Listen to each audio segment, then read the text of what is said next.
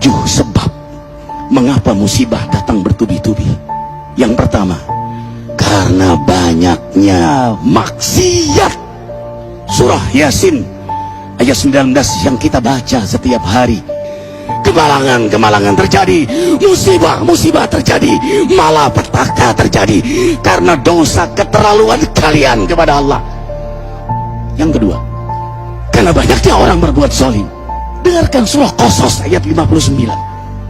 Kami tidak akan menghancurkan satu daerah kecuali para penduduknya banyak berbuat zalim. Anak durhaka pada orang tua, istri yang berani kepada suaminya, perampok, pembunuhan di mana-mana. Ini mengundang bala bencana. Yang ketiga, mengundang bala bencana karena kelakuan tangan-tangan manusia. Rum 41. Telah tampak kerusakan di daratan dan lautan karena tangan-tangan jahil manusia, agar mereka merasakan akibat perbuatan mereka.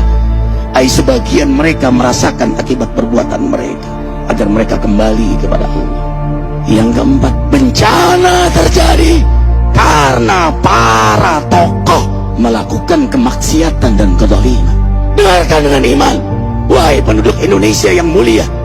Bila kami ingin menghancurkan suatu negeri, kami perintahkan para tokohnya untuk taat kepada Allah, tapi mereka maksiat, tapi mereka berbuat zalim, tapi mereka khianat kepadaku dan kepada makhlukku.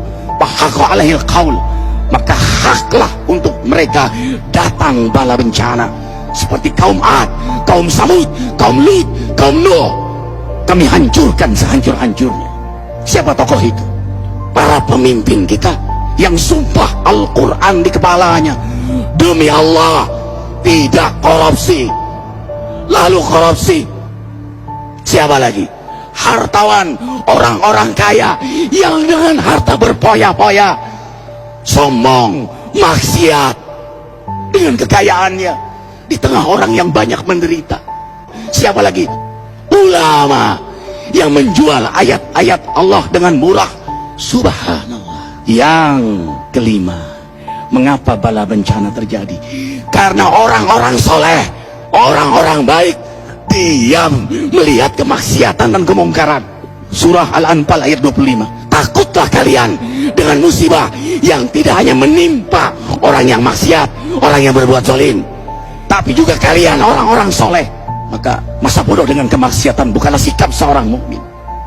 Amar ma'ruf nahi munkar adalah amal cerdas. Yang keenam, justru karena rahmat Allah, karena peringatan yang Allah hadirkan agar hadir mahkamah kesadaran kita.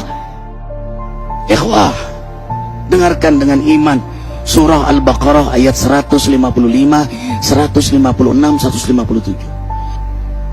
Kami pasti uji kalian dengan sesuatu yang buat kalian takut lapar, takut miskin, takut kematian.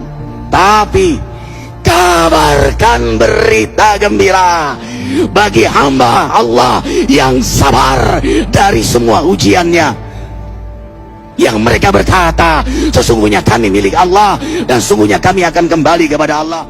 Yang terakhir, yang ketujuh, ada yang nanya, bagaimana yang maksiat yang selamat? Tenang-tenang saja. Yang berbuat zalim malah sukses. Di mana keadilannya? Allah Maha Adil. Dengarkan surah Hud ayat 15-16. Barang siapa mencari kesenangan dunia, lalu dia menghalalkan semua cara, apa kata Allah? Kami beri, tapi di akhirat tidak mendapatkan secuil pun kenikmatan, malah nikmat di dunianya menjadi bahan bakar azab untuk dirinya. Itulah istidrat. Lalu apa sikap kita sekarang? Orang beriman menjadikan peristiwa apapun sebagai jalan untuk mendekatkan dirinya kepada Allah.